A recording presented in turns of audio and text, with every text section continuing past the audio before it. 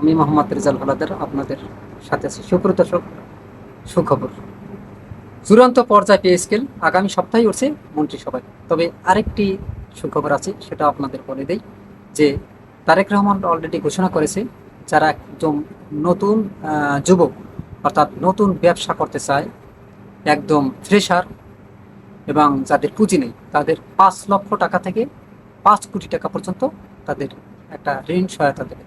দেখেন তারেক রহমান কী বলে, তারপর আমরা বিস্তারিত আলোচনা করব। এবং আমরা 5 লাখ টাকা থেকে 5 কোটি টাকা পর্যন্ত একজন স্টার্ট আপ যে উদ্যোক্তা, তাকে আমরা সহায়তার চেষ্টা করব। একদম পিওর একটা কমিটি করেছে, তারা আপনারা দেখবে, দেখে ডিসিশনে আপনাকে উইদাউট এনি কোলাটারাল আপনাকে তারা ফান্ড করবে। যাই হোক, আসলে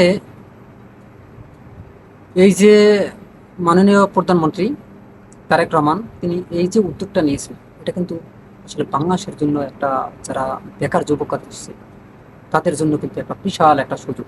কেউ হয়তো বা 5 থেকে 5 কোটি টাকা নেবে, নিয়ে একটা ব্যবসা করে সে হয়তো স্বাবলম্বী হতে পারবে। কেউ বা এটা দিয়ে পুঁজি খাটিয়ে একটা মুরগির ফার্ম দিতে পারে, গরুর ফার্ম দিতে পারে, বা যে কোনো একটা শিল্প কারখানায় দিতে পারে। যেমন আছে না ছোট ছোট কুটির শিল্প যেগুলো আছে, এগুলো দিয়ে একটা স্বাবলম্বী হওয়ার যে সম্ভাবনা। তবে এগুলো দেখে বিচার বিশ্লেষণ করবে, তারপর সে এগুলা মানে এই যে এমনি এমনি চাইলে পাবে না, এটা অনেক প্রসেসিং আছে। এই প্রসেসিংয়ে পাস করার পর এগুলো দেবে। তবে হ্যাঁ, সে যেহেতু বলছে আসলে দিবে, হয়তো বা কিছুটা দলীকরণ হবে, এটা স্বাভাবিক, কারণ তার দল ক্ষমতা। তবে সেটা নিয়ে আমাদের কোনো কথা না। তবে আরেকটি সুখবর হলো যে চূড়ান্ত পর্যায়ে পে স্কেল আগামী সপ্তাহে উঠছে মন্ত্রিসভায়। আসেন আমরা কালের কণ্ঠ থেকে যে নিউজটি আছে সেটা আপনাদের সাথে শেয়ার করি। তবে নবম জাতীয় পে স্কেল নিয়ে আবারও আলোচনায় জোরালো হয়েছে। নতুন বেতন কাঠামোর প্রস্তাব বর্তমানে চূড়ান্ত পর্যালোচনায় পর্যায়ে রয়েছে। সব কিছু অনুকূলে থাকলে চলতি মাসের শেষ দিকে অথবা আগামী সপ্তাহে প্রস্তাবটি মন্ত্রিসভার বৈঠকে উপস্থাপন করা হতে পারে বলে জানা গেছে। তবে সংশ্লিষ্টরা মনে করেছেন এর মাধ্যমে দীর্ঘদিনের অপেক্ষার অবসান ঘটিয়ে পে স্কেল নিয়ে গুরুত্বপূর্ণ সিদ্ধান্তের পথ খুলতে পারে সরকার। মন্ত্রিসভায় অনুমোদন পাওয়ার পর নতুন পে স্কেলের প্রজ্ঞাপন জারির প্রক্রিয়া শুরু হবে। তবে এটি কবে থেকে কার্যকর হবে সে বিষয়ে এখনও চূড়ান্ত হয়নি। অর্থ ও পরিকল্পনা মন্ত্রণালয়ের সংশ্লিষ্ট সূত্রগুলো দাবি, নতুন বেতন কাঠামো বাস্তবায়নের ক্ষেত্রে সরকারের সবচেয়ে বড় বিবেচ্য বিষয় হচ্ছে এর আর্থিক প্রভাব। সরকারের ব্যয় বৃদ্ধি এবং মূল্যস্ফীতির উপর সম্ভাব্য চাপের বিষয়টি সামনে রেখে আন্তর্জাতিক মুদ্রা তহবিল IMF পে স্কেল বাস্তবায়ন কিছুটা পিছিয়ে দেওয়ার পরামর্শ দিয়েছে। তবে সরকার বিষয়টি পুরোপুরি স্থগিত না রেখে দেশের আর্থিক সক্ষমতা বিবেচনা বাস্তবায়নের উপর খুঁজছে। যে উপায়গুলো খুঁজছেন, আসলে এটা কিন্তু একটা যুক্তি। দেখেন, একটা সরকার হয়তো বা কেউ হিসাবে না যে আমি আমার যে আমলাতন্ত্রের তারা কম বেতন পাক, তারা দুর্নীতি করুক, তারা খারাপভাবে চলুক। একজন আমলাতন্ত্র যদি খারাপভাবে চলে তাহলে সে রাষ্ট্র কীভাবে পরিচালনা করবে? রাষ্ট্রের অনেক কাজ থাকে। যাই হোক, আমি মনে করি আসলে তাদের যে এই পে স্কেলটা যেটা প্রাপ্য, তাদের আসলে দেওয়া উচিত। কারণ তাদের বাচ্চা আছে, বাপ মা আছে, ভাই বোন আছে, তাদের আসলে প্রয়োজন আছে। যাই হোক, প্রয়োজন হলে ধাপে ধাপে নতুন বেতন কাঠামো কার্যকর করার বিষয়টিও বিবেচনায় রয়েছে বলে জানা গেছে। উল্লেখ্য, 2015 সালে অষ্টম জাতীয় পে স্কেল কার্যকর হওয়ার পর আর কোনো নতুন জাতীয় বেতন কাঠামো ঘোষণা করা হয়নি। এই সময় সরকারি চাকরিজীবীদের বার্ষিক ইনক্রিমেন্ট অব্যাহত থাকলেও জীবনযাত্রার ব্যয় ও মূল্যস্ফীতির ঊর্ধ্বগতি কারণে নবম পে স্কেল জারি জোরালো হয়ে উঠছে। তবে এই দাবিগুলো অত্যন্ত যৌক্তিক বলে আমরা সবাই বিবেচনা করি এবং মনে করি। তবে 2025 সালের জুলাই মাসে নবম পে স্কেল কমিশন সরকারের কাছে তাদের প্রতিবেদন জমা দেয়। ওই প্রতিবেদনে সরকারি কর্মকর্তা কর্মচারীদের মূল বেতন 100 থেকে 140% পর্যন্ত বাড়ানোর সুপারিশ করা হয়। প্রস্তাব অনুযায়ী সর্বনিম্ন মূল বেতন 8,250 টাকা থেকে বাড়িয়ে 20,000 টাকা এবং সর্বোচ্চ মূল্য বেতন 78,000 টাকা থেকে বাড়িয়ে 1,60,000 টাকা করার সুপারিশ করা হয়েছে। পরে বিএনপি সরকার দায়িত্ব গ্রহণের পর গত 21 এপ্রিল পে স্কেলের সুপারিশগুলো পূর্ণ বিবেচনার জন্য একটি বিশেষ কমিটি গঠন করে। ওই কমিটির পর্যালোচনা ও সুপারিশের ভিত্তিতেই নতুন বেতন কাঠামো সম্পর্কে চূড়ান্ত সিদ্ধান্ত নেওয়ার কথা রয়েছে। অর্থনীতিবিদদের মতে প্রস্তাবিত বেতন কাঠামো পুরোপুরি বাস্তবায়ন করা হলে সরকারের বার্ষিক ব্যয় উল্লেখযোগ্য হারে বৃদ্ধি পাবে। এই অতিরিক্ত ব্যয়ের চাপ মোকাবেলায় রাজস্ব আয় বাড়ানোর পাশাপাশি সরকারের ব্যয় ব্যবস্থাপনা আরও দক্ষতা ও সুশাসন নিশ্চিত করা প্রয়োজন। এদিকে নবম পে স্কেল নিয়ে সরকারি কর্মকর্তা কর্মচারীদের মধ্যে প্রত্যাশা বাড়ছে। মন্ত্রিসভায় প্রস্তাবটি কবে উপস্থাপন করা হবে, অনুমোদনের পর কখন প্রজ্ঞাপন জারি হবে এবং কোন কাঠামোর নতুন বেতন কার্যকর হবে, এখন সেদিকেই নজর রাখছে আমলারা, অর্থাৎ সরকারি কর্মকর্তা কর্মচারীরা। দেখেন, এবার আছি আমাদের বিশ্লেষণে। দেখেন, এই যে বেতন কাঠামো অর্থাৎ এই পে স্কেলটা, নবম জাতীয় পে স্কেলটা, এটা আসলে আজ থেকে প্রায় 12 বছর পর্যন্ত তারা 11 থেকে 12 বছর পর্যন্ত তারা পে স্কেলটা দাবি করে আসছে, আসলে তারা পাচ্ছে না। এতে হয়তো বা নিয়ম অনুযায়ী 2বার বাড়া উচিত তাদের। এখন তারা যে 100% চাইছে, এটা কিন্তু অবজেক্টিভ। কারণ আপনারা যদি মনে করেন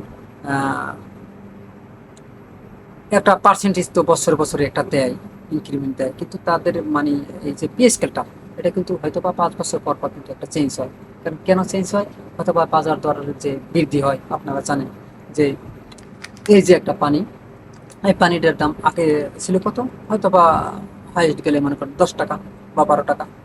এখন বর্তমান মূল্যে এটার দাম হয়েছে কত? এখন দাম হয়েছে মনে করেন 25 টাকা।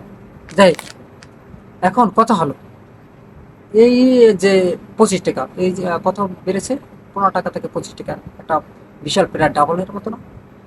তেমনি করে প্রত্যেকটা জিনিস বাজার দর বৃদ্ধি হয়েছে। আজ থেকে মনে করেন 10-11 বছর আগের বাজার দর আর এখন বাজার দর কি এক? তবে আমি মনে করি যে এই বাজার দর যেহেতু এক না, তাই সরকারি কর্মকর্তা কর্মচারীদের যে দাবি অর্থাৎ পে স্কেলটা অবশ্যই বর্তমান বাজার মূল্যের উপর ভিত্তি করে তাদের দেওয়া উচিত। হয়তোবা তাদের যেন কষ্ট না হয় এরকম একটা, হয়তোবা আমি সরকারকে বলবো না যে তাদের 100% দেবে, তাদের সাথে একটা বসে একটা আগে বৈঠক করবে।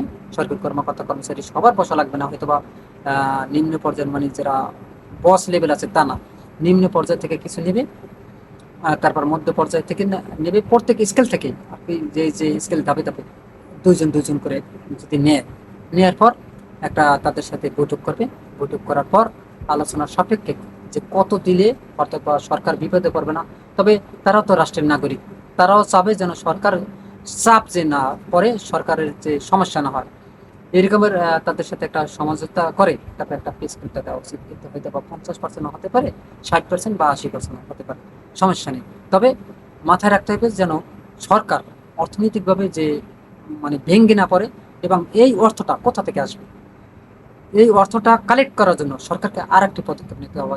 এই যে রাজস্ব আয়, অর্থাৎ যারা শিল্পপতি আছেন তারা দেখেন হাজার হাজার কোটি কোটি টাকা কর ফাঁকি দেয়, তাদেরকে করের আওতায় আনতে হবে 100%। এবং যারা এই যে করদাতায় আছেন, যারা মানে এই ইনকাম ট্যাক্সে চাকরি করে আর কি, তাদের সৎ ব্যক্তিত্বের নির্বাচন করা লাগবে, তাদের সৎ ব্যক্তিত্ব দেওয়া লাগবে। যার বিরুদ্ধে আনিত কোনো অভিযোগ পাবে তাকে ডাইরেক্ট মানে অনেক টাকা জরিমানা করে তাকে ডাইরেক্ট 3-4 জনের চাকরি মনে করেন বহিষ্কার করে দেবে। এগুলো পেপার পত্রিকা মিডিয়ায় একদম সরাই দেওয়া লাগবে। তাহলে দেখবেন ভয়ে তারা আর খাবে না টাকা। অর্থাৎ যে কয় টাকা বাংলাদেশ থেকে কর আসে, মনে করেন আমি একটা উদাহরণ দিই, মনে করেন পার ডে 100 কোটি টাকা কর আসে। আর এই আমলাতন্ত্রটা কি, যারা রাজস্ব কর করে আদায় করে, তারা তোলে মনে করেন 500 কোটি টাকা, 400 কোটি টাকা কি বলে, আর মাত্র 100 কোটি টাকা এই সরকারের ফান্ডে জমা দেয়। তাহলে এই যে এতগুলো টাকা, এই ফান্ডগুলো সরকার পেত না কিভাবে? আসলে একটু উদাহরণ দেয়, মনে করেন এই জিনিসটার দাম, মনে করেন এটা আমরা বাইরে থেকে আমরা মনে করেন এক্সপোর্ট করলাম বা আনলাম, কিনলাম আর কি, যেটা ইনপুট আর কি, ইনপুট করলাম, যেটা আমরা কিনলাম, এটা মনে করেন বাইরে থেকে কিনতে আপনার লাগবে কত টাকা? মনে করেন সাপোজ 10 টাকা। এখন এটার উপর যদি একটা ভ্যাট বসায়, তাহলে সব কিছু মিলিয়ে আসবে, এটার দাম বাংলাদেশে বিক্রি করা হবে 20 টাকা। ঠিক না? এখন এই 10 টাকা 20 টাকা বাড়বে, তাহলে তো ই যারা কিনবে তাদের আর লাভ করতে হবে না, তারা কি করবে আরো 10 টাকা বাড়িয়ে বেচবে। তাহলে কিনলো মনে করেন বাহির থেকে কিনে আনলো কত টাকা দিয়ে, 10 টাকায়, বাংলাদেশ সরকার 10 টাকা ব্যাট, এবং যারা ব্যবসায়ী তারা খাবে 10 টাকায়, 30 টাকা এটার দাম পড়লো। এখন মনে করেন যারা ব্যবসায়ী তারা কি করে জানেন, তারা বেশি ব্যবসার জন্য তারা কি করে, এটা যেমন আমার চালান করছি মনে করেন 100, তারা কি করে 150 আনে বা 120টি আনে, এই 20টা তাদের বেশি আনে। বেশি আনার পর কি করে জানেন, ওই যে 100 দেখায়, চালানে লেখায় 100 লেখাইয়া 20টার দাম খাইয়ে হেলায়। তাই ওই 20টা থেকে যে এই যে 10 টাকা করিয়া তো সরকার পাবে, এই 10 টাকা নেয় না, তাদের কি করে যে ভাই 3 টাকা 2 টাকায় ডিল করিয়া, তারপর এই যে রাজস্ব আয় যারা করে, এবার 3 টাকা বা 2 টাকা ডিল করিয়া, যেমন 25 পিসের কথা করি, 25 পিসে যদি মনে করেন 2 টাকা করিয়া হয়, তাহলে কত টাকা হয়, 25 দিয়ে মনে করেন 50 টাকা, তাদের 50 টাকা বা 60 টাকা ধরাই দেয়, তারা বাকিগুলো ওই 120 পিস আনে। কিন্তু ওই যে সরকারি কাগজপত্র থাকে কত, 100। দেখছেন কিভাবে মানে এটা একটা গোলযোগ। এগুলো যদি সৎ লোক নির্বাচন করে তাহলে ও 120টার দামই লইব।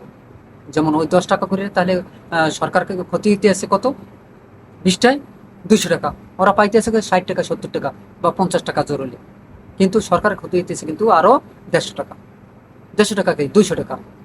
অতএব এইভাবেই কিন্তু এই সরকারকে মানে নাজেহালে ফালাই, আমরাই ফালাই ভাই, আমাদের ভাই ব্রাদার বা আমরাই। এগুলো যদি সৎ না হয় তাহলে আসলে বাংলাদেশ উন্নত হবে কিভাবে? একজন সরকার এককভাবে কোনোদিনই পারবে না, যদি রাষ্ট্রের মানুষের চিন্তাধারা পরিবর্তন না আসে, কোনোদিন দেশ উন্নয়ন হবে না। সুপ্রদর্শক, আপনারা কি মনে করেন? অবশ্যই আপনার মতামত কমেন্টে জানান। তবে এই যে পে স্কেলটা খুব শীঘ্রই দেওয়ার মানে প্রস্তাবটি মন্ত্রিসভায় উঠতে পারে বলে আমি মনে করি। তবে ভালো হবে। তবে আমরা চাই যেন পে স্কেলটা সুষ্ঠুভাবে সরকারি কর্মকর্তা কর্মচারীদের দেয়, এবং সরকারি কর্মচারী যারা আছেন, কর্মকর্তা আছেন, তাদের প্রতি একটা আবেদন থাকবে, আপনারা স্ব জায়গা থেকে সৎ থাকুন, সরকারকে সহযোগিতা করুন, দেশ উন্নয়নের জন্য সহযোগিতা করুন। সুপ্রিয় দর্শক, আপনারা কি বলেন?